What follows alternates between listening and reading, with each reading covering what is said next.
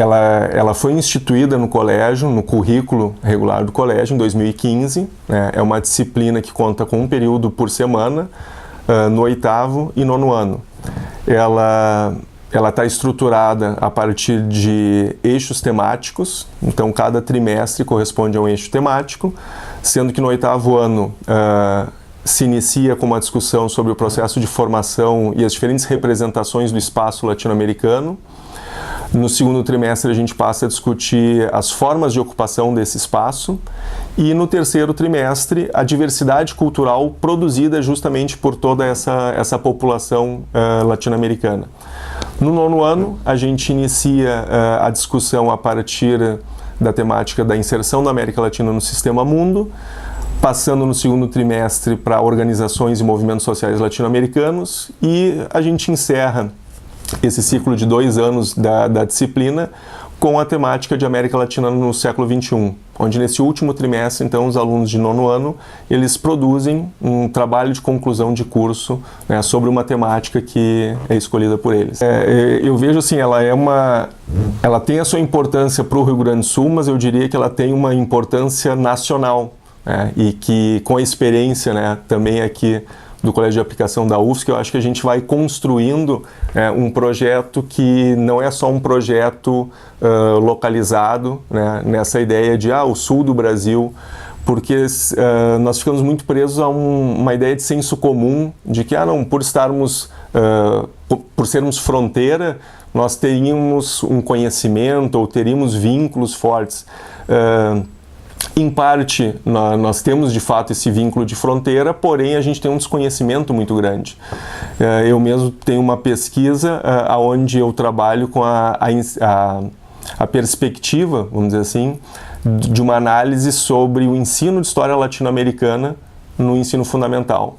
E onde eu avalio, por exemplo, toda a produção de material didático distribuída pelo PNLD, né, pelo Plano Nacional do Livro Didático, e é onde a gente percebe que o conteúdo de Latinoamérica ele corresponde a menos de 5% dessas coleções.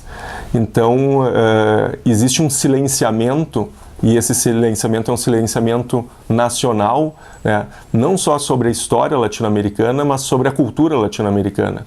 Então, logo no primeiro momento da aula, né, do ano, eu pergunto para os alunos algumas questões sobre quais autores latino-americanos eles conhecem, quais grupos musicais, quais artistas plásticos.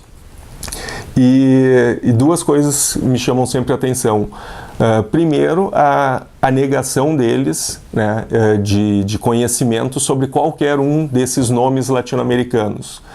E um segundo estranhamento, que por mais que eles escutem, leiam e vejam e conheçam artistas brasileiros, eles não citam esses artistas como latino-americanos.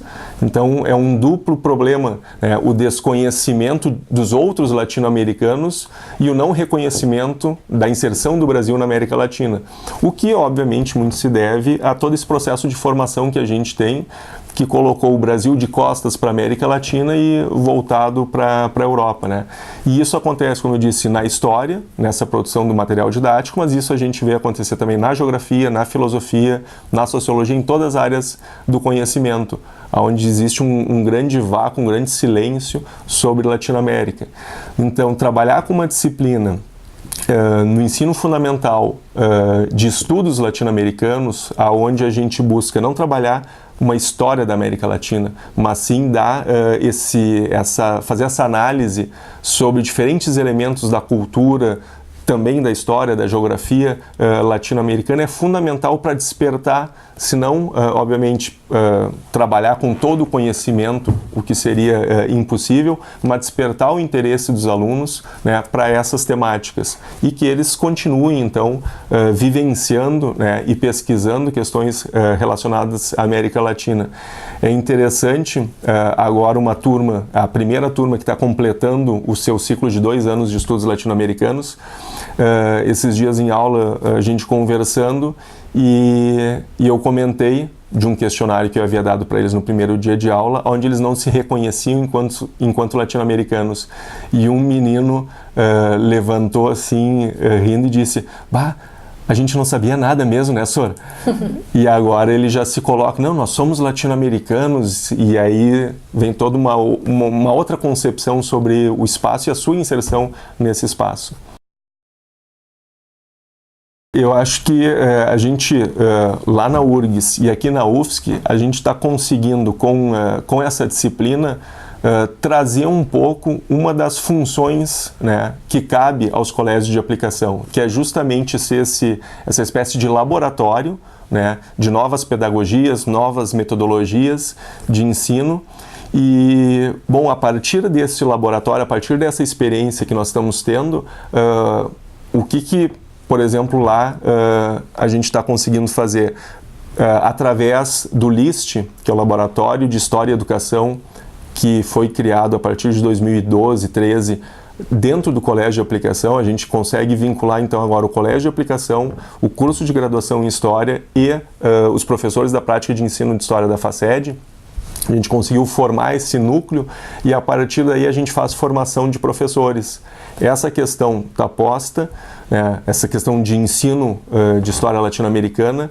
A minha inserção como professor do mestrado profissional em História, do Prof. História da URGS, também onde eu vou trabalhar e vou orientar a temática latino-americana, é uma forma de divulgação, e no Prof. História a exigência é que o aluno, né, seja professor, então esteja em sala de aula. Então, as discussões que a gente vai estar fazendo nas disciplinas se imagina que, né, revertam para a sala de aula. E eu acho que a gente precisa recuperar muito dessa autoestima do professor, né, da escola pública, porque a própria legislação garante, né, essa possibilidade de criação.